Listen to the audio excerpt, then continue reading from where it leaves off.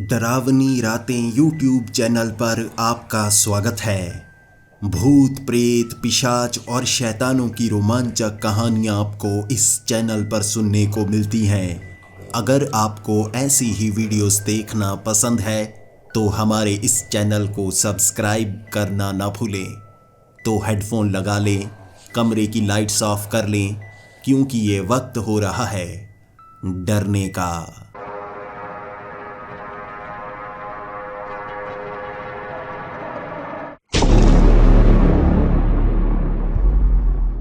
Hello दोस्तों, मेरा नाम सीताराम है और मैं गोरखपुर शहर का रहने वाला हूं। लेकिन अब वहां से निकलकर मैं एक छोटे से गांव में रहना शुरू हो गया हूं जो कि गोरखपुर के साथ ही लगता है। इस गांव को कहा जाता है भूतिया गांव। इस गांव में घर तो कई हैं, लेकिन यहां जिंदा लोग नहीं रहते बल्कि भूत प्रेत रहते हैं। और मैं भी यहीं पर रहता हूं क्योंकि मुझे कहा जाता है पुजारी जी। हमेशा मेरे हाथ में घंटी रहती है, शायद इसीलिए मेरा नाम पुजारी जी पड़ चुका है। लेकिन मैं किसी मंदिर का पुजारी नहीं हूं। यहां पर एक मंदिर जो कि बहुत ज्यादा प्राचीन है, मैंने ढूंढा था और मैं बस उसका निर्माण कर रहा हूं। दोबारा उसे नया बनाना चाहता हूं। तो आप सोच रहे होंगे मुझे पुजारी जी क्यों कहा जाता है? क्योंकि मैं भूत निवारक हूं। भूतों को भगाना, प्रेतों को कब्जे में लेकर आना और लोगों की मदद करना, यही काम मैं करता हूं। यहां धीरे धीरे इस मंदिर का निर्माण करता जा रहा हूं और लोगों की मदद भी। रात को मुझे इसी गांव में सोना पड़ता है और आवाजें आती हैं, भूत प्रेत नजर आते हैं, लेकिन मुझसे दूर रहना ही पसंद करते हैं। चाहूं तो सबको अपने कब्जे में ले लूं, सबको खत्म कर दूं, लेकिन मैं ऐसा नहीं कर रहा हूं। इसी गांव में उनके साथ जैसे अकेलेपन का एहसास नहीं होता और दिन के वक्त यहाँ लोग मुझसे मदद लेने के लिए आते हैं। मना मैं किसी को नहीं करता। इस बार भी एक ऐसा ही बुजुर्ग इंसान मुझसे मदद मांगने के लिए आया हुआ था। उसने कहा उसके गांव में एक अजीब सी चुड़ैल का आक्रमण शुरू हो गया है। लोगों को बहुत ज्यादा नुकसान पहुंचाती है, मारने की कोशिश करती है और जो आगे वाले जंगल में जाता है वो उसे मौत के घाट उतार भी देती है। आप हमारी मदद कीजिए। उसके पास एक पुरानी सोने की अंगूठी थी, शायद उसके परिवार से ये चली आ रही थी और उसे मिली थी। वो मुझे देने को तैयार था। कैसे ले लेता वो चीज उसके हाथों से? मैंने उसे मना कर दिया। जी नहीं, मैं ये सब पैसों के लिए नहीं करता। लोगों की मदद करना मुझे बहुत अच्छा लगता है। शायद मेरी जिंदगी का ये एक मकसद है, इसीलिए मैं उसकी मदद को तैयार हो गया था। मैं उस मंदिर में माथा टेकने के बाद वो घंटी तो उठा चुका था, लेकिन तभी उस तलवार को हाथ लगाने से पहले मैंने सोचा एक चुड़ैल ही तो है, मंत्रों से उसे कब्जे में कर लूंगा और उसके बाद उसे आजाद कर दूंगा इस दुनिया से। ये सोचकर सिर्फ घंटी ही ली थी मैंने और उसके बाद बढ़ने लगा था मैं उस गांव की ओर। वो बुजुर्ग इंसान मुझे उस गांव की तरफ ले जाता गया। पहले तो बस के जरिए हम उस जगह पहुंचे थे, लेकिन गांव वहां से 7 किलोमीटर की दूरी पर था। जंगल के बीच से वो पगडंडी वाला रास्ता था। उस गांव में लगभग 70 घर थे, लेकिन वहां जितनी बार भी सड़क का निर्माण किया गया, कहते हैं वहां सड़कें अपने आप टूट जाती हैं। शापित इलाका माना जाता है वो, शापित इलाका। बैलगाड़ी के जरिए वो 7 किलोमीटर का रास्ता तय करने में समय काफी ज्यादा लग गया था। अंधेरा होने से पहले वो बैलगाड़ी को बड़ी तेजी से भगाए जा रहा था, क्योंकि उसे डर था अंधेरे में इस जंगली इलाके में रहना बड़ा खतरनाक साबित हो सकता है। फिर भी मैं उसे समझा रहा था, डरने की कोई बात नहीं है, अब वो चुड़ैल आपको नुकसान नहीं पहुंचाएगी। उस बुजुर्ग इंसान ने मुझे ये भी कहा था, यहाँ सिर्फ चुड़ैल का ही खतरा नहीं है। आपको पता है इस जगह सड़क बार बार बनाने की कोशिश की गई, लेकिन हर बार वो सड़क टूट गई। इसका कारण क्या है? मैंने कहा आपने कहा था ना ये इलाका शापित है। उस बुजुर्ग ने कहा ये इलाका सच में शापित है। यहाँ जितनी बार भी सड़क बनाने की कोशिश की गई, कहते हैं लोगों की मौत हो जाती है। जो लोग यहाँ सड़क बनाने के लिए इस्तेमाल किए जाते हैं, पता नहीं कोई बीमारी उन्हें जैसे मार देती है। बाद में जिनकी लाश यहाँ रह जाती है वो रात को उठ जाते हैं, जिंदा हो जाते हैं और बाद में तबाही मचाते हैं। सड़कों को तोड़ते हैं, पेड़ों को काटते हैं, लोगों को मारते हैं और जब उनके शरीर को जलाया जाता है तब जाकर वो खत्म हो पाते हैं। यह इलाका बड़ा खौफनाक है, जरा ध्यान से रहिएगा। आपके बारे में सुना तो बहुत है, लेकिन इस शापित इलाके में आपको कुछ नया देखने को मिल सकता है। उसकी बातें काफी अजीब सी थी। इससे पहले मैं किसी ऐसे गांव में नहीं गया था जहां कुछ ऐसा सुनने को मिला हो मुझे। इसीलिए बैलगाड़ी से जैसे ही हम गांव में पहुंचे, गांव में बड़ी बड़ी मशालें जलाई हुई थी। वहां बिजली की तारें तो थी, लेकिन माना जाता था कि रात के वक्त कोई भी बिजली का इस्तेमाल ना करे, जिससे वो खौफनाक शक्तियां गांव पर असर नहीं दिखाती। बल्ब लगे हुए थे, लेकिन जो आगे वाली मेन वायर थी ना, उसे काट दिया जाता था रात के वक्त। तारों को निकाल दिया जाता ताकि पूरे गांव में अंधेरा रहे। आग जलाकर आप रोशनी कर सकते हैं, लेकिन बल्ब नहीं जला सकते थे। वहां किसी भी तरह की कोई ऐसी चीज का इस्तेमाल नहीं कर सकते थे जो बिजली से चलती हो। चारों तरफ गांव में लगी हुई वो मशालें रोशनी तो कर रही थी, लेकिन मुझे आभास तो ऐसा हो रहा था जैसे मैं समय में बहुत पीछे चला गया हूं। वो मशालों वाला रास्ता खास तौर पर मेरे लिए बनाया गया था। जब मैं उस रास्ते से अंदर की तरफ बढ़ता जा रहा था, गांव वालों ने मुझ पर फूलों की बारिश की थी। मैं उनसे पूछ रहा, मैं कोई इतना खास इंसान नहीं हूं, मैं लोगों की मदद करता हूं। जिस तरह से आप गांव के मुखिया हैं, गांव की परेशानियां दूर करते हैं, उसी तरह मुझे लगता है मैं लोगों की परेशानियां दूर करता हूं। ये मेरा फर्ज है। लोगों ने फूलों की बारिश की थी और जैसे ही मैं खास जगह पहुंचा जहां पंचायत लगा करती थी, एक पेड़ के इर्द गिर्द वहां पूरे गांव की भीड़ लगी हुई थी, लेकिन चारों तरफ आग जलाई हुई। इस तरह से चारों तरफ आग जला रखी गई थी कि कोई भी वहां अंदर ना आ पाए। एक दरवाजा जो लोहे का था उसे बंद कर दिया गया था। मैंने उनसे पूछा, आखिर जो लोग हैं यहाँ आग जलाकर इस घेरे के अंदर क्यों हैं? मुझे उस बुजुर्ग इंसान ने कहा था, आपको पता नहीं है यह गांव क्या क्या झेल रहा है। हमने मदद की गुहार हर किसी से लगाई थी। यहाँ हम पुलिस को लेकर आए थे, बड़े बड़े अधिकारियों को बताया गया, हम यहाँ तांत्रिकों को लेकर आए, लेकिन जो यहाँ पर होता है ना, कोई समझ नहीं पाता, कोई संभाल नहीं पाता। अगर हम इस आग के घेरे में नहीं रहे तो अंधेरा होने के बाद गांव में जहां जहां अंधेरा होता जाएगा, वहां वहां खौफनाक शक्तियां अपना असर दिखाती जाएंगी। लोगों को परछाइयां नजर आती हैं, प्रेत आत्माएं नजर आती हैं, लेकिन ये जो चुड़ैल है ये सबसे बड़ी परेशानी बन गई है। गांवों में भी वो लोगों को मारने की कोशिश कर रही है और जंगल में तो किसी का भी जाना जैसे नामुमकिन हो गया है। वहां वो मौत के घाट उतार देती है। मैं अब उस चुड़ैल के बारे में ज्यादा जानकारी चाहता था, इसीलिए मैं उनसे पूछने लगा, मुझे शुरू से बताओ, वो जो चुड़ैल है ना, वो कब से दिखना शुरू हुई है? उन्होंने बताना शुरू कर दिया कि ये जमीन तो शापित है, बहुत समय पहले से यहाँ ऐसी घटनाएं होती रहती थी। कभी कभी रात को ऐसी प्रेतात्माएं दिखती थी, लेकिन वो चुड़ैल कुछ महीने पहले से दिखना शुरू हुई है। वो सबसे खतरनाक, सबसे भयानक है। जिसे वो नजर आती है उसे फिर छोड़ती नहीं, बहुत ज्यादा खतरनाक है वो। मैंने गांव वालों को कहा, आप ऐसा करो, आप सब घर के अंदर जा सकते हो, मैं रात के वक्त जंगल में जाना चाहूंगा। जंगल में वो सबसे ज्यादा नजर आती है ना। मुझे उस बुजुर्ग इंसान ने कहा, हाँ पहले रात को मत जाइए, आप दिन के वक्त उस जंगल में जा सकते हैं, आपको पता लगेगा वो जंगल कितना खतरनाक साबित हो सकता है। उसके बाद आप रात को भी चले जाना, लेकिन पहले पता कर लीजिए। मैं आपको कहूँगा आप भी घर के अंदर छिप जाइए, आज की रात आप किसी घर में बिताइए। समय ज़्यादा हो गया, यहाँ मैं चाहता था दिन के वक्त पहुँच जाएं, लेकिन ज़्यादा देर हो गई। अब ऐसा करेंगे, कल सुबह आपको मैं जंगल दिखाऊंगा। मैंने उस बुजुर्ग इंसान को कहा, मुझे डरने की ज़रूरत नहीं है, मैं उस जंगल में अकेला चला जाऊंगा, आपको मेरे साथ जाने की ज़रूरत नहीं है, और रात के वक्त ही जाऊंगा। पता तो करूं यहाँ चल क्या रहा है। वो गांव वाले मुझे रोकने की कोशिश कर रहे थे, लेकिन मैंने उन्हें समझाया, यहाँ ये सब मैं ठीक करने आया हूँ, इसीलिए सबसे खतरनाक समय पर ही मैं उस जंगल में जाऊंगा। उस अंधेरे में जैसे ही मैंने उस गांव को छोड़ा, मेरे पास रोशनी के लिए कुछ और नहीं था, बल्कि सिर्फ एक मशाल। एक हाथ में उस मशाल को लिए मैं उस घने जंगल में बढ़ने लगा था। दूसरे हाथ में मैंने घंटी पकड़ी हुई थी, क्योंकि मुझे पता था ऐसी शक्तियां कभी भी अंधेरे में आप पर हमला कर सकती हैं, तो मुझे तैयार रहना ही होगा। मैं बाकी का सामान भी साथ में लेकर आया हुआ था। उस जंगल में आगे बढ़ते बढ़ते कुछ समय मुझे सब कुछ बहुत ज़्यादा साधारण लगता ही रहा। वहाँ हल्की हल्की हवा चल रही थी, कुछ पेड़ हिल रहे थे, जबकि जैसे ही पेड़ हिलता मैं झांकने लगता उस तरफ, रोशनी उस तरफ करने लगता, लेकिन वहां मुझे कुछ भी अजीब नजर नहीं आया। जैसे जैसे उस घने जंगल में आगे मैं बढ़ता ही गया, मैंने महसूस किया यहाँ ज्यादातर पेड़ गीले ही हैं, जबकि जमीन पर पानी की एक बूंद तक गिरी नहीं लग रही थी।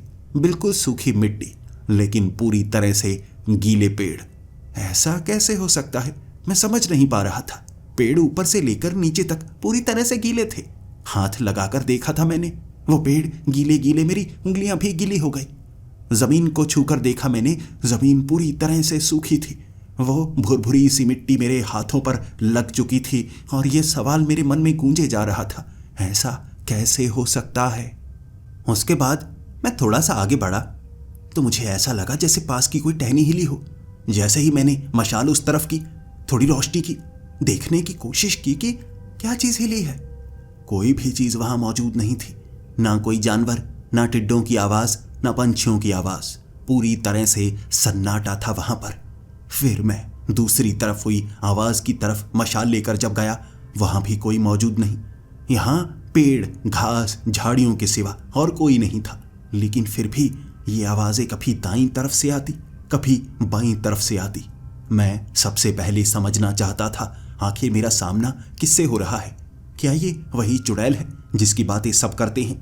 लेकिन गांव वाले तो ये भी कहते हैं ये जमीन ही शापित है। तो ये आवाजें कहां से आ रही हैं? क्या चीज है जो मेरे आसपास तो है, लेकिन मैं उसे देख नहीं पा रहा। फिर मैंने एक पेड़ के ऊपर कुछ देखा। ऐसा लग रहा था जैसे कोई बैठा हुआ हो, कोई आदमी लग रहा था। उसकी टांगे जैसे नीचे की तरफ लटकी हुई। मैं मशाल लेकर थोड़ा सा आगे की तरफ गया। ऐसे कैसे हो सकता है? वो कोई आदमी नहीं था। वहां पेड़ की टहनियों को ऐसे घुमाकर आकार दिया गया था ना, दूर से देखने में लग रहा जैसे उस पेड़ के ऊपर कोई आदमी बैठा हो। असल में वो बस पेड़ की टहनियां थी। मुझे बहुत ज्यादा भ्रम हो रहे थे। वो जंगली पेड़ अजीब से थे। कई जगह खड़े मुझे लोग नजर आ रहे। पास में जाता तो वो झाड़ियां होती, जैसे उन्हें बांधा गया होता धागों के साथ। ऐसे आकार बनाए गए थे, लेकिन वो सब भ्रम था। ऐसे भ्रम वाले जंगल में सच्चाई क्या है और झूठ क्या है समझना तर्क की बात थी, और तर्क यहाँ काम नहीं कर रहे थे। इसीलिए ढूंढने की मेरी कवायद जारी रही और मैं भटकता जा रहा था। भटकते भटकते वहां पेड़ों में कभी दाएं कभी बाएं, मुझे तो रास्ता तक समझ नहीं आ रहा था। मैं बहुत समय वहां पर भटकता ही रहा। जब कुछ समझ नहीं आ रही थी, मुझे लगा मुझे कुछ अलग करना ही होगा। वहां एक जगह एक पेड़ की टहनी को काटने की जब मैंने कोशिश की, मैं उस टहनी को काट नहीं पा रहा था। बहुत ज्यादा गीली टहनी, लेकिन मैंने फिर भी एक चाकू के जरिए वो टहनी को काटा।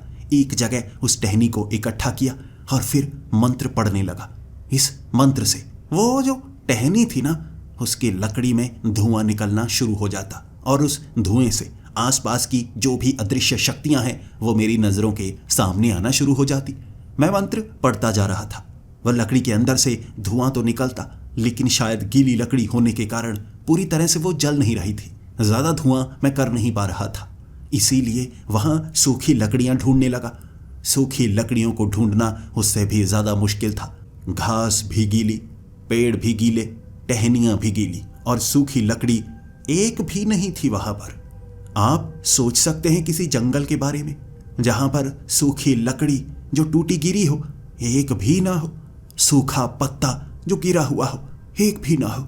मैंने वो मशाल से इधर उधर रोशनी करनी शुरू कर दी थी। मैं देखता गया, पेड़ों के ऊपर पत्ते तो बहुत लगे हुए हैं, जमीन पर गिरा हुआ एक भी सूखा पत्ता मुझे दिख क्यों नहीं रहा। ये समझ से बाहर था। मेरा दिमाग घूमने लगा था। इससे पहले ऐसा आभास नहीं हुआ था, इसीलिए मैंने वो अदृश्य शक्ति वाले मंत्र पढ़ने शुरू किए ताकि मेरे सामने जो शक्ति है वो जाहिर होना शुरू हो जाए। भले ही मुझे दिखे ना, लेकिन पता तो लगे चल क्या रहा है। मंत्र पढ़कर जैसे ही मैंने मिट्टी जमीन पर मारी थी, मैंने आभास किया यहाँ हर तरफ से हिलने की आवाजें आने लगी। जिस तरफ मशाल लेकर जाता मुझे कोई नहीं दिखता, लेकिन वो टहनियां हिलती हुई लगती। ऐसा लगता जैसे पेड़ों के ऊपर कोई बैठा हुआ हो। जैसे ही मैं उस तरफ जाता हूँ वो छलांग लगाकर दूसरी तरफ चला जाता है। इसीलिए मैं बड़ी तेजी से भाग रहा था, आवाजों का पीछा कर रहा, लेकिन उन मंत्रों ने असर किया था। वो जो शक्ति थी वो मुझे नजर आने लगी थी। वहां चारों तरफ के पेड़ धीरे धीरे हिलने लगे। ऐसा नहीं हो सकता कि मैं चारों तरफ किसी ऐसे शक्तिशाली जीवों से घिरा हुआ हूं। ये पेड़ ही हिल रहे हैं, ये पेड़ ही हिल रहे हैं। पेड़ पौधे झाड़ियां घास हर तरफ लहराते हुए ये पेड़ मुझे दिखने लगे थे और वो बातें मेरे कानों में गूंजने लगी थी। गांव वालों ने जो कही थी, ये जमीन ही शापित है, शापित जमीन के शापित पेड़, इसीलिए इन पेड़ों से एक भी पत्ता जमीन पर नहीं गिरा हुआ है। वो पेड़ ऐसा लग रहा था जैसे जिंदा हो, उसकी टहनियां भी धीरे धीरे सांप की तरह रेंग रही। ऐसा दृश्य देखकर कोई भी डर सकता है, कोई भी खौफ खा सकता है, लेकिन वो धीरे धीरे सरक कर हिल रहे थे, आकार बना सकते थे टहनियों से। वो मुझे भ्रम दे रहे थे। पेड़ों के ऊपर बैठे हुए वो लोग जो मुझे पास जाकर पेड़ों की टहनियां नजर आए, वो इन्होंने आकार बनाया था। पेड़ सोच समझ सकते हूं जैसे। मैंने मंत्र पढ़ने शुरू कर दिए इससे पहले ये पेड़ मुझे जकड़ ले, इनकी टहनियां जकड़ ले। घंटी बजानी शुरू कर दी थी मैंने और उस घंटी से वो जो पेड़ थे ना तड़पने लगे थे। तड़प तड़प कर आसपास के पेड़ों को मैंने बिल्कुल शिथिल कर दिया। फिर मुझे महसूस हुआ इनमें कोई काली शक्ति नहीं थी। ऐसा नहीं था कोई शैतानी शक्ति से ये जिंदा हो गए हों, बल्कि इस मिट्टी में भी कोई शाप मुझे महसूस नहीं हुआ। मिट्टी को छूकर देखा था, फिर मैंने उन पेड़ों पर आई हुई इस नमी को छुआ। मैंने मंत्र पढ़े, आंखें बंद की और महसूस करना शुरू कर दिया। मुझे पता लग गया था मंत्रों के जाप से आपके दिमाग में वो छवि बनने लगती है जो छवि आपको पूरी तरह से सच बता देती है, और मैंने भी सच को जान लिया था। वो पेड़ इस शापित मिट्टी के कहे जाने से ऐसे नहीं बने हैं, इन पर काला जादू किया गया है। लेकिन पूरे जंगल पर काला जादू ऐसा कोई नहीं कर सकता। जल्दी जल्दी ऐसा करना तो असंभव है, लेकिन बहुत समय लगाकर ऐसा करना संभव हो सकता है। अगर आप किसी एक पेड़ पर काला जादू करें और आपको पता है उस पेड़ पर काले जादू का असर क्या होगा, धीरे धीरे वैसे काले जादू का असर आप बाकी पेड़ों पर भी करते ही जाएंगे, और इस तरह आप पूरे के पूरे जंगल को ही इस तरह का शापित जंगल बना सकते हैं। ये तो काले जादू का असर है, लेकिन मैं जानना चाहूंगा काला जादू इन पेड़ों पर किसने किया होगा। मंत्रों के जाप से, घंटी के असर से आसपास के उन पेड़ों को मैंने शिथिल कर दिया था। वो साधारण पेड़ बन गए थे, पेड़ जो हिलते नहीं, पेड़ जिनकी पत्तियां टूटकर नीचे भी गिरती हैं और हवा के कारण उन पेड़ों की पत्तियां सूख कर नीचे गिरने लगी थी। वो काले जादू के कारण उनकी एक भी पत्ती टूटकर गिर नहीं रही थी और ना ही उसकी टहनियां सूख रही थी। जो इस जंगल को शापित बनाना चाहता होगा उसने ये सब किया होगा, लेकिन कौन, आखिर कौन ऐसा करना चाहेगा, ये मुझे अब जानना था। वहां मैं पेड़ों से आगे बढ़ता जा रहा था, वो मंत्र बोलता जा रहा था और घंटी बजाता जा रहा। जितने यहाँ के पेड़ हैं ना, सबसे पहले इन्हें शुद्ध करना होगा। इनके ऊपर जो काला जादू किया गया है ना, उस काले जादू को उतारना होगा। यकीनन जिसने ये काला जादू किया है वो भड़केगा जरूर और इससे राज पता लगेगा। इस जमीन को शापित बनाने का शौक किसे चढ़ा है वो जानना सबसे ज्यादा जरूरी था। मैं ऐसा करते करते काफी आगे तक पहुंच गया था। आगे मुझे एक तालाब नजर आया और उस तालाब के आसपास के जो पेड़ थे ना, बिना पत्तों के, बड़े भयानक लग रहे, और पीछे जैसे वो चांद की रोशनी उन टहनियों के बीच से निकलकर आती नीचे छांव बना रही। मशाल मैंने एक तरफ टांग दी थी क्योंकि यहाँ पूरी तरह से रोशनी थी चांद की, लेकिन अचानक मेरी पीठ पर जैसे किसी ने वार किया हो। एक पल के लिए मैंने घंटी अपनी जेब में डाली थी और इतने में ही मेरी पीठ पर किसी ने जैसे वार कर दिया। मेरी पीठ पर थोड़ा सा जख्म हुआ था। मैं पीछे मुड़कर देख रहा, कोई जख्म करके जैसे एक पेड़ से छलांग लगाकर दूसरे पेड़ पर चला गया हो। वहां अंधेरा था। मुझे लगा इस अंधेरे में मशाल लेकर मुझे देखना चाहिए। मशाल मैंने एक हाथ में पकड़ी और फिर से उस घने से जंगल में देखने लगा। तभी फिर से पीठ के पीछे से कोई मुझे मारकर चला गया। मेरी पीठ पर जख्म के और निशान थे और मैं जैसे ही मुड़कर देख चुका, वहां कोई नजर नहीं आया। जो भी मुझ पर वार कर रहा था उसकी रफ्तार बहुत ज्यादा तेज थी। उसने अपना रूप जरूर दिखाया था, लेकिन मैं देख नहीं पा रहा। उसकी रफ्तार के आगे मेरी रफ्तार विफल हो रही थी। वहां खड़ा होकर मैं आवाज लगा रहा, तुम जो भी हो सामने आ सकते हो। इस तरह बुज़दिलों की तरह पीठ पर वार मत करो। अगर वार करना चाहते हो तो सामने से करो। ऐसा कहते हुए मशाल को एक हाथ में लिए मैं इंतजार कर रहा था। तभी मुझे एक तरफ से आवाज आई। मैंने भी कानों से ज्यादा सुनने की कोशिश की। आवाज जैसे ही आई मैं उस तरफ मुड़ा। मुझे नजर आई काले कपड़ों में एक भयानक सी औरत एक पेड़ से मेरे ऊपर छलांग लगा रही थी। मैं भी पीछे हो गया और वो जलती हुई मशाल उसके आगे कर दी। उसके चेहरे पर वो मशाल मारते ही वो मशाल को छूते ही दूसरे पेड़ पर चली गई थी और वहां अंधेरे में मुझे नजर नहीं आ रही। यह तो जान गया था कौन है जो पीठ पीछे मुझ पर वार कर रहा है। ये वही चुड़ैल है। शायद ये चुड़ैल छिप छिप कर वार करती है, इसीलिए कोई इसका मुकाबला नहीं कर पाता। वहां खड़ा होकर मैं सोचने लगा था इसका मुकाबला करूं तो कैसे करूं। मैंने वो घंटी बजानी शुरू कर दी। इस घंटी के साथ मैं मंत्रों का जाप कर रहा था और अपनी मुट्ठियों को भींच लिया था मैंने। इससे अगर वो मुझ पर वार करने की कोशिश करेगी तो एक रक्षा कवच मुझे बचाएगा। उसे सामने तो आना ही होगा, क्योंकि सामने से वार करेगी तभी ये रक्षा कवच काम नहीं करता और सामने से वार करने वाले का मुकाबला करना आसान होता है। वो बिल्कुल मेरे सामने आकर खड़ी हो गई थी, आंखों में आंखें डाले हुए घूर रही, और उसका वो भयानक चेहरा, मैं वो चेहरा भूल नहीं सकता। इससे ज्यादा भयानक चेहरा कभी किसी और चुड़ैल का नहीं देखा था मैंने। पूरा चेहरा सड़ चुका था और मुझे छोटे छोटे कीड़े उसके चेहरे पर मांस से निकलते हुए नजर आ रहे थे। वो जिंदा नहीं लग रही थी। ऐसा लग रहा था जैसे कोई चुड़ैल की लाश मेरे सामने किसी ने रख दी हो। घूरने लगी और फिर मुझे कहने लगी, तुम्हारी मौत निश्चित है। मेरी इतनी मेहनत बर्बाद करने वाले हो कौन तुम? सुरक्षा कवच बनाने वाले हो कौन तुम? मैंने अपना नाम बताया और कहा, मैं वो हूं जो तुम्हें खत्म करने आया हूं। तुम्हारा आतंक जितना हो सकता था हो चुका। अब बस तुम्हारे अंत की बारी है और इस जमीन को सुरक्षित और पवित्र करने की बारी है। हंसकर कहने लगी थी इतना आसान है। इतना आसान होता तो कोई भी कर लेता, तुम भी कर नहीं सकते। सालों की मेहनत है ये, और तुम इसे इतनी आसानी से खत्म कर दोगे। मौत जल्दी नसीब होती है, जन्म बड़ी मुश्किल से मिलता है।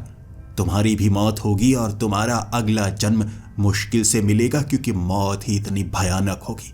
ये कहते ही उसने मुझ पर हमला करने की कोशिश की और मैंने घंटी बजाते हुए मंत्र पढ़े और हाथ से आग निकलनी शुरू हो गई। वो मशाल मैंने नीचे गिरा दी थी और जैसे ही हाथ को आगे किया, ये जैसे वो सुरक्षा तत्व जो मेरे हाथ से निकलता है सामने किसी भी भूत प्रेत या चुड़ैल को रोकने के लिए काफ़ी है। ये आग उन्हें जला भी सकती है। मैंने हाथ आगे किया था और वो मेरे हाथ को छूते ही तड़पने लगी। जैसे ही पीछे गई, इससे पहले मैंने किसी चुड़ैल को इतनी जल्दी खुद को ठीक करते हुए नहीं देखा। अमूमन अगर मैं चुड़ैल के सर पर ऐसे जलता हुआ हाथ रख दूं, वो तड़प तड़प कर वहीं पर भस्म हो जाएगी, लेकिन उसने अपनी उस आग को आधे सेकंड में ही बुझा लिया था। एक छलांग पीछे लगाते ही जल्दी से वो आगे बढ़ी, मेरे उस हाथ को जैसे कलाई से पकड़कर एक तरफ कर दिया। अगर मैं हथेली को उसे छूऊंगा नहीं तो उसे आग लगेगी नहीं, ये वो जानती थी। मैं घंटी को बजा रहा और उस घंटी वाले हाथ को उसने मरोड़कर मेरी गर्दन पर काटने की कोशिश की और मैंने अपनी शक्ति से उसको धक्का देकर पीछे गिरा दिया। मैं समझ नहीं पा रहा था आखिर ये इतनी चालाक, इतनी ताकतवर कैसे है, इसे कोई नुकसान क्यों नहीं पहुंच रहा। फिर मुझे लगा इसे रोकने के लिए अलग तरीका अपनाना होगा। हनुमान चालीसा ऐसे भूत प्रेत और चुड़ैलों को दूर कर देता है। आसानी से मैं इस घंटी को बजाते हुए हनुमान चालीसा पढ़ूंगा तो ये तड़पने लगेगी, इसे भागना होगा। जितनी बार मुकाबला करने आएगी उतनी बार हनुमान चालीसा का पाठ करूंगा और इसे रोकने की कोशिश करूंगा। जब ये कमजोर होगी तब मुझे अगला कदम अपनाना होगा। जैसे ही वो दोबारा से उठकर अपने नाखूनों से मुझ पर वार करने के लिए बढ़ी, मैंने हनुमान चालीसा का पाठ शुरू कर दिया। और जैसे ही हनुमान चालीसा का पाठ पढ़ना शुरू किया, उसके मुंह से वो चीखें निकलना शुरू हो गई। ये ऐसी चुड़ैलों को खत्म करने का सबसे आसान तरीका होता है। तड़प तड़प कर इतनी कमज़ोर हो जाती हैं कि आप उन्हें ख़त्म कर सकते हैं। हनुमान चालीसा में पढ़ता जा रहा था और वो कमज़ोर हो रही, लेकिन वो बड़ी चालाक थी। जल्दी से छलांग लगाकर उस पानी के अंदर चली गई। पानी के अंदर चली गई और आंखें बाहर निकाल ली और कान अभी पानी में ही थे। उसकी आंखों में खौफ था और हनुमान चालीसा में पढ़ता जा रहा जैसे उस पर असर ना हो रहा हो। फिर भी वो तरंगे जो मेरे मुंह से निकल रही पानी में ध्वनि बनकर जा रही और हनुमान चालीसा के वो शब्दों में वो असर है। भले ही एक चुड़ैल पानी में चली जाए उसे सुने ना, लेकिन वो तरंगे उसे परेशान करती हैं। उसकी आंखों में मैं वो तड़प देख रहा था।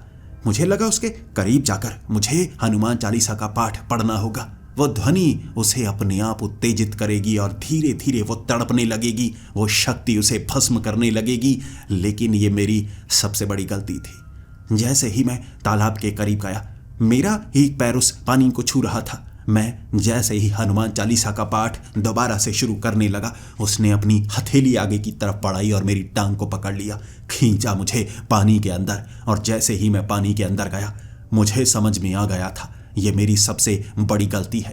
वो पानी बिल्कुल कांच की तरह था।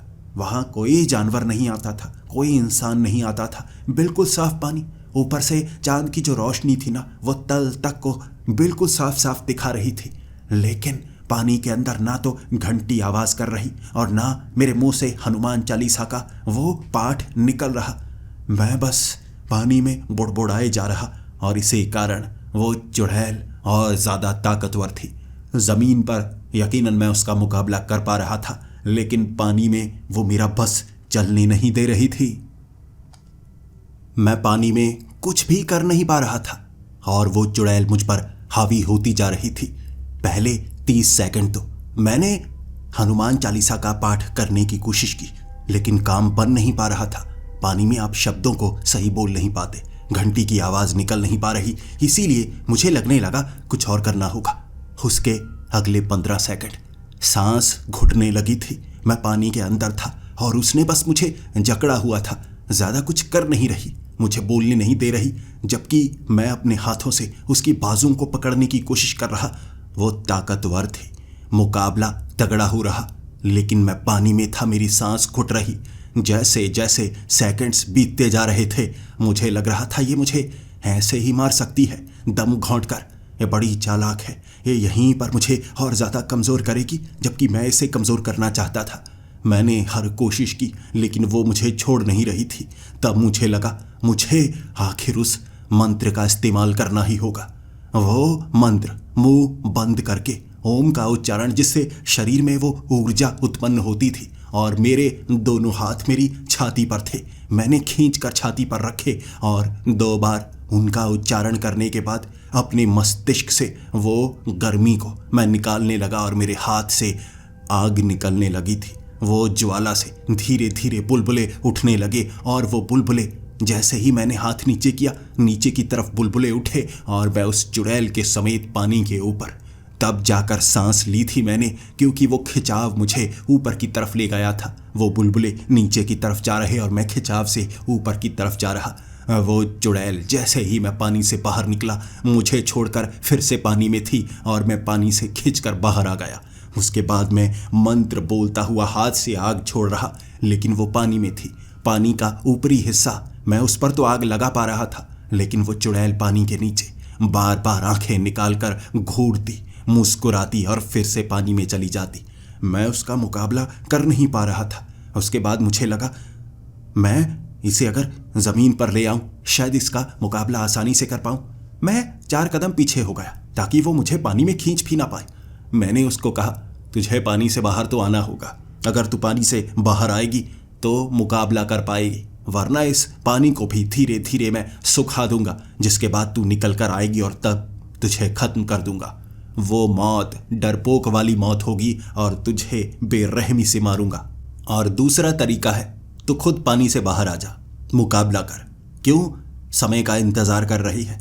जैसे ही दिन होगा तू पानी से निकलने की कोशिश जरूर करेगी और ज्यादा कमजोर होगी। उस समय मैं तुझे मार सकता हूं। वो धीरे धीरे पानी से बाहर आने लगी थी और मुझे भी पता था उसका मुकाबला करना अब मुश्किल भरा होगा। मैंने हनुमान चालीसा का पाठ शुरू कर दिया। और उस बार वो बड़ी तेजी से मेरी तरफ भागी आई। वो पाठ से कमजोर हो रही थी, लेकिन एक हाथ से मेरी घंटी उसने छीन कर दूर फेंक दी। मैं घंटी की तरफ भाग रहा और मेरी पीठ पीछे मेरे सर को पकड़कर जैसे मेरे मुंह में मिट्टी डाले जा रही, ताकि मैं मंत्रों को बोल ना पाऊं। इससे पहले ऐसी चुड़ैल का मुकाबला मैंने कभी नहीं किया था, जो मेरी समझ में नहीं आ रही थी कर क्या रही है। बड़ी चालाक है। वो मिट्टी मेरे मुंह में डालती गई, जिससे मैं मंत्र बोल नहीं पा रहा, और मैंने उसको बालों से पकड़कर आगे खींचने की कोशिश की। उसके बाल तारकोल की तरह थे। वो तेल मेरे हाथों में लग गया और ऐसा लग रहा था जैसे मैंने ग्लव्स पहन रखे हों। पूरी तरह से मेरे हाथों के ऊपर वो तारकोल चढ़ चुका था। पत्थर जैसी मेरी उंगलियां हिल नहीं पा रही और मंत्रों के उच्चारण से मैं आग भी निकाल नहीं सकता था। वो मुझे पूरी तरह से फंसा रही। पहली बार मुझे ऐसा लगा था जैसे एक ऐसी बुरी शक्ति मुझ पर हावी होती जा रही है। घंटी को बड़ी जल्दी उठाकर मैंने हिलाना शुरू कर दिया। मैं उस जकड़े हुए हाथ से घंटी को बड़ी मुश्किल से उठा पाया था। जैसे ही मैंने घंटी को हिलाना शुरू किया, वो उसके बालों से जो तारकोल निकल रहा वो घंटी पर भी लगा था, इसीलिए घंटी से कोई आवाज नहीं आ रही। मैं पूरी तरह से जकड़ा जा चुका था। मैं वहां से भागने लगा, क्योंकि जब सामने वाला बहुत ज्यादा ताकतवर हो, आपको समय की प्रतीक्षा करनी पड़ती है। सही समय की प्रतीक्षा करने के बाद आपको मौका मिलता है। मैं भी अपने मौके का इंतजार जरूर करूंगा। वहां से काफी दूर भागना चाहता था मैं, लेकिन वो चुड़ैल मुझे वहीं पर जकड़ लेना चाहती थी। उसके बाल जो तारकोल जैसे वो जमीन पर गिरने शुरू हो गए। उसके सर से निकलने वाले बाल, और वो एक ही जगह पर खड़ी थी, बिल्कुल पेड़ के समान। उसके बाल बड़ी जड़ों की तरह दूर दूर तक फैलने लगे। हर एक बाल एक जड़ की तरह पेड़ों को पकड़ रहे, मुझे पकड़ने की कोशिश कर रहे, और मैं भाग रहा। उससे ज्यादा दूर निकल नहीं पाया था, और एक जगह उसके बालों ने मेरे पांव को भी जकड़ना शुरू कर दिया। वो तेल जैसा कुछ था जो हर जगह जैसे फैलता जा रहा, हर चीज को काला करता जा रहा, और मैं वहां से भागने में बहुत ज्यादा मुश्किल महसूस कर रहा। इसीलिए जैसे कीचड़ हो ना, जिसमें आपका पांव धंसता जा रहा हो, शरीर धंसता जा रहा हो, मैं भी वहां पर धंसता जा रहा था। भागने का मौका नहीं था। जल्दी से जल्दी मैं उससे दूर पहुंचना चाहता था। इससे ज्यादा ताकतवर चुड़ैल मैंने अपनी जिंदगी में कभी नहीं देखी। मुझे वो तलवार लेकर आनी चाहिए थी। ये मेरी सबसे बड़ी गलती थी। इसीलिए अब ना घंटी काम कर रही थी, ना मैं मंत्रों को सही से बोल पा रहा था। उसने पता नहीं मेरे मुंह में जो मिट्टी डाली थी, उसके बाद मेरी जबान लड़खड़ा रही थी। दूसरी तरफ मेरे हाथ काम नहीं कर रहे और पांव मेरे कीचड़ में धंस रहे थे। ऐसा लग रहा था चारों तरफ से घेर कर मारने को तैयार है। ये चुड़ैल मेरी मौत का ही इंतजार कर रही थी। मेरे पास अब एक ही रास्ता था। अपने वो जकड़े हुए हाथों से गले में पहनी वो रुद्राक्षी माला मैंने बड़ी तेजी से तोड़ डाली थी। एक एक रुद्राक्ष जमीन पर गिर रहा और मैं मंत्रों का उच्चारण करता जा रहा। ओम रुद्राक्षाय नमः। जैसे जैसे वो रुद्राक्ष वो तारकोल में धंस रहे, मेरे ये मंत्रों से उन पर असर हो रहा। वो चमकने लगे थे हीरों की तरह, और तारकोल के अंदर से निकलने वाली वो रोशनी उसे जलाती जा रही। वो चुड़ैल के बाल जो मेरे पाँव के आसपास थे, मेरे हाथ पर थे और उस घंटी पर थे, वो धीरे धीरे जलने लगे थे। उसके बाल जैसे जैसे जलते गए, उसकी चीखें मुझे सुनाई दे रही थी। वो नजर नहीं आ रही, वो तो काफी ज्यादा दूरी पर थी। उसके बाल जैसे ही जलने लगे, वो तड़पने लगी, चीखने लगी। उसने अपने बालों को दोबारा खींच लिया और मैं जमीन पर था। मेरे हाथ बिल्कुल जैसे उसकी जकड़ से बाहर निकल गए थे, पाँव भी। मेरे हाथ में घंटी, मैं उसे बजाए जा रहा, और अब मैं उन मंत्रों को बोलने में जरा मुश्किल महसूस जरूर कर रहा था, लेकिन फिर भी मैं काफी हद तक बच गया था। यह समय उससे मुकाबला करने का नहीं, यह समय उससे दूर निकलने का था। दोबारा मुकाबला करने के लिए मौका मिलेगा। मैं भागा था वहां से बड़ी तेजी से, और उस चुड़ैल की चीखें मुझे सुनाई दे रही। कहा था उसने, दोबारा जिंदा नहीं छोड़ूंगी, दोबारा जिंदा नहीं छोड़ूंगी। वहां से मैं गांव की तरफ निकल कर आया था। बहुत ज्यादा जख्मी था मैं। शरीर से खून इस तरह से बह रहा था जैसे पानी आपके शरीर से बारिश के बाद बूंदों के टपकने के बाद बहता है। मैं उस खून को संभाल नहीं सकता था। शरीर मेरा ठंडा फिर चुका था। जैसे ही मैं गांव तक पहुंचा मेरा शरीर लहूलुहान हुआ और गांव में मैं एक कुएं के पास गिर गया था। एक घर के अंदर से देख रहा एक आदमी बस झांक कर देखे जा रहा। मैंने इशारा करके उसे कहा था, मुझे घर के अंदर ले लो। मैंने उसे इशारा किया और वो मुझे घर के अंदर ले गया। वो गांव में रात भर चीखों की आवाज़ें सुनाई देती रही थी। वो चुड़ैल की चीखों की आवाज़ें उसने 15 घरों को आग लगा दी थी। वो रात भयानक थी लेकिन निकल गई। इसके बाद अगली सुबह मरहम पट्टी की गई, मुझे कई दवाइयाँ दी गई, तब जाकर मुझे होश आई थी। जब मैं होश में आया गांव का मुखिया मेरी तरफ देख रहा, वो बुजुर्ग भी मेरी तरफ देख रहा और वो पूछ रहे थे आखिर जंगल में क्या हुआ। मैंने उन्हें बताया, वो चुड़ैल बहुत ज्यादा ताकतवर है, मंत्रों को पढ़ने से पहले ही वो हमला करती है। उसकी शक्तियां इतनी ज्यादा कैसे बढ़ गई हैं? उस जंगल में उसकी शक्तियों का विस्तार बाकी सभी चुड़ैलों से बहुत ज्यादा है, लेकिन यह संभव कैसे हो सकता है मैं खुद समझ नहीं पा रहा था। अपने पूरे हथियार में लेकर नहीं आया था, लेकिन आखिर वो जंगल में ताकतवर कैसे हो गई? गांव वालों के पास जवाब नहीं था, लेकिन वो मुझसे सवाल पूछा है। वो शापित जमीन के कारण यहाँ जो भी शक्तियाँ आती हैं वो ताकतवर ही होती है।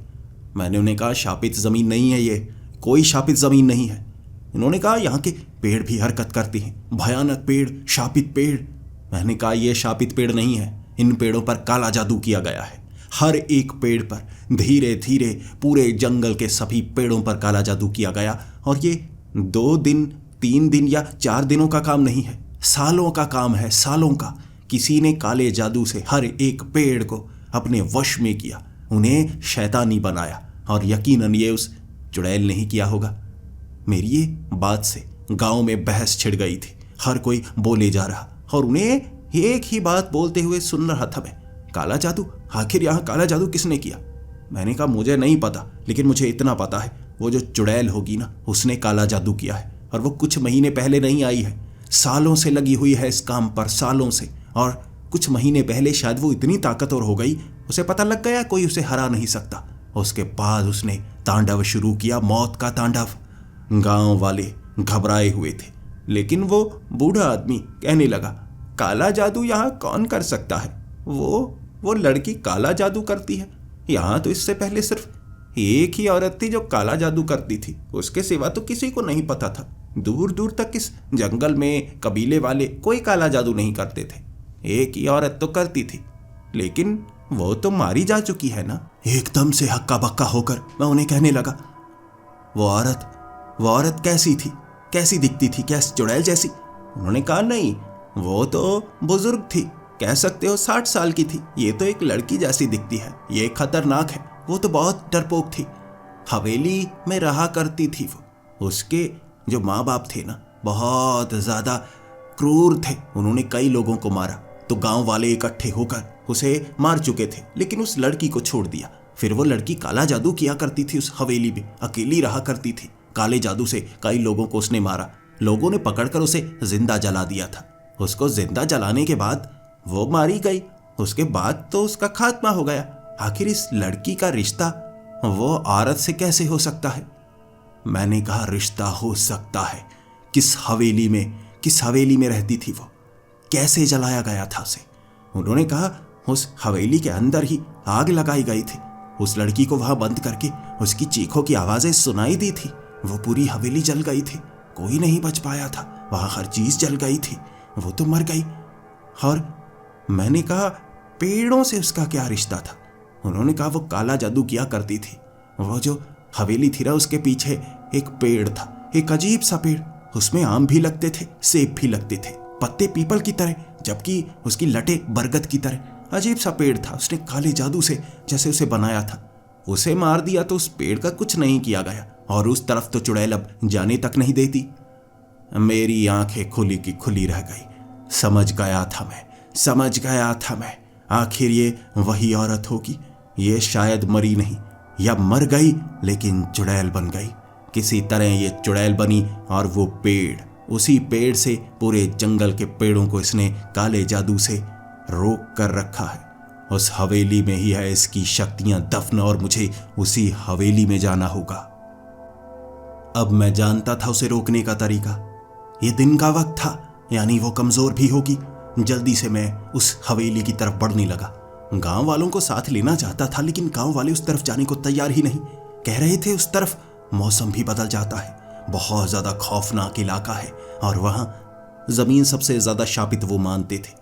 यकीनन उसका काला जादू वहीं सबसे ज्यादा काम करता होगा। जैसे जैसे मैं आगे बढ़ता जा रहा, उस हवेली के बहुत ज्यादा करीब था, लेकिन वहां पेड़ों की पूरी तरह से छत बनी हुई थी।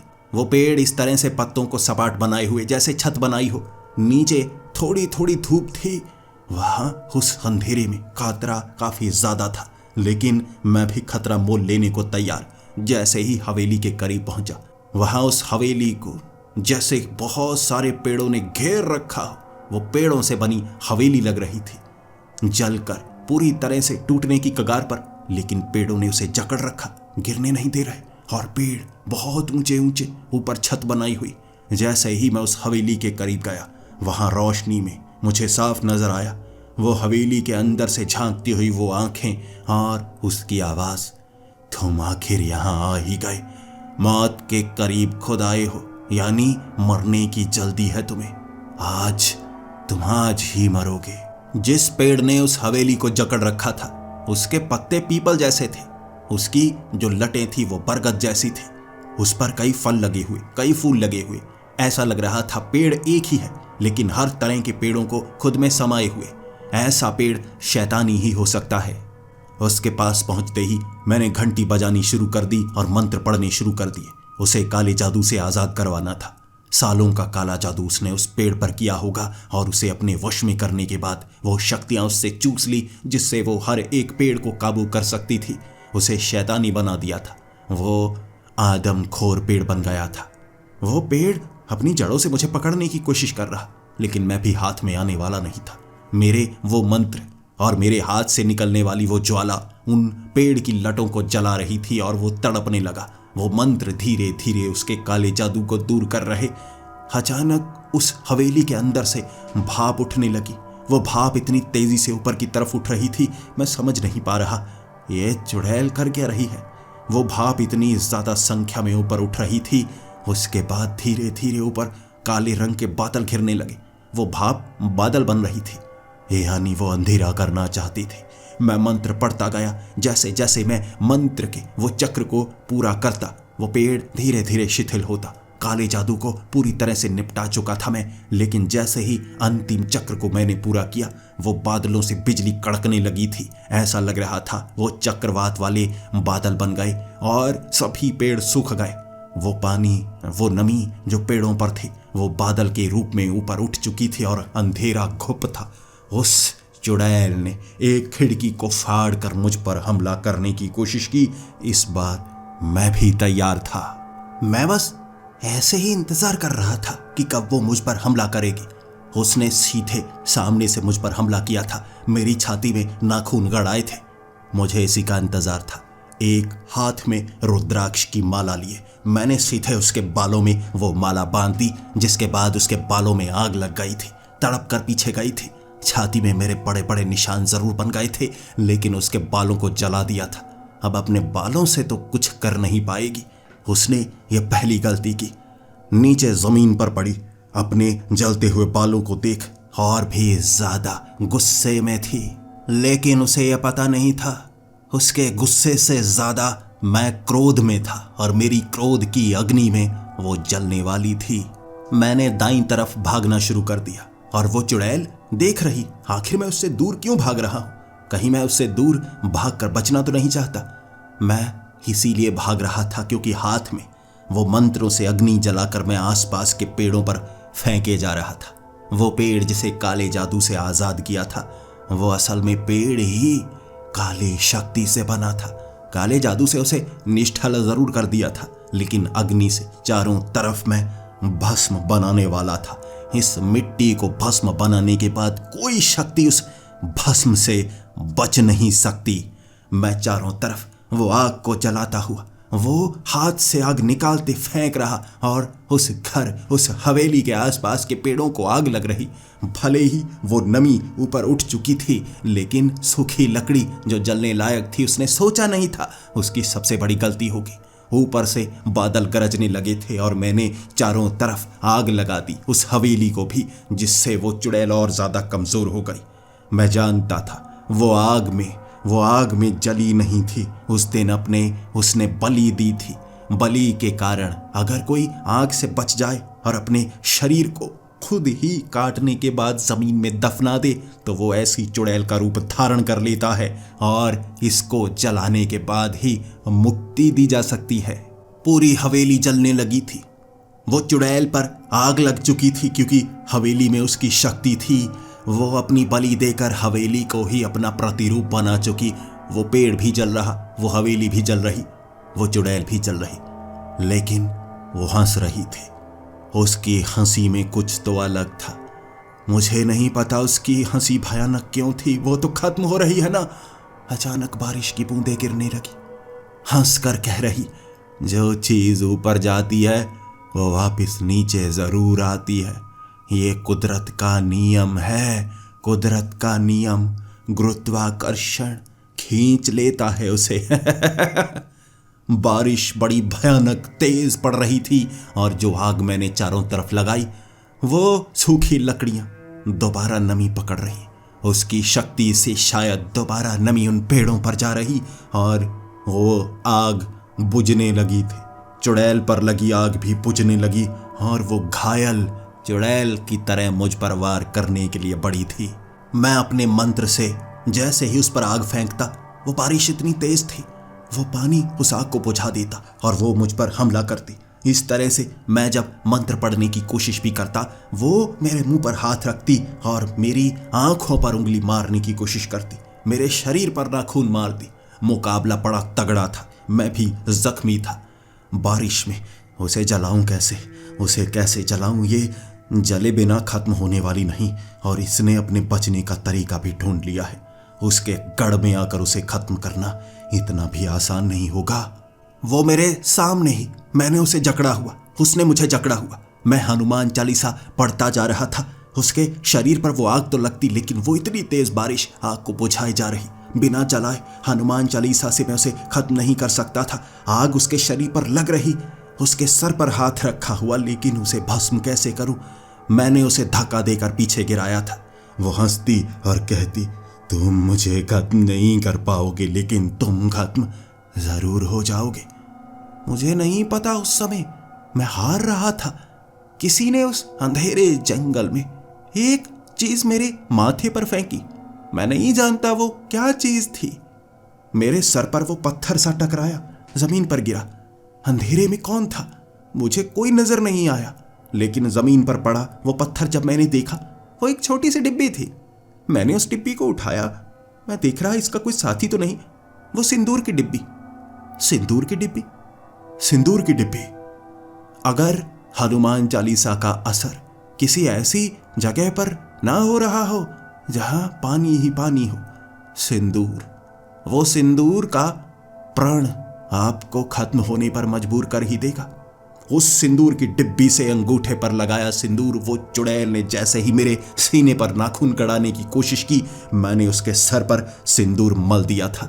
वो सिंदूर से जैसे उसकी आंखें बंद हो गई और तब उसके सर को पकड़कर मैंने हनुमान चालीसा का पाठ पढ़ना शुरू किया था। मेरे वो पाठ पढ़ने की गति इतनी तेज थी, उसके शरीर से जो ताप निकल रहा, उसके शरीर से वो जो गर्मी निकल रही और आग निकल रही, बारिश की बूंदें भाप बनकर ऊपर की तरफ उठना शुरू हो गई थी।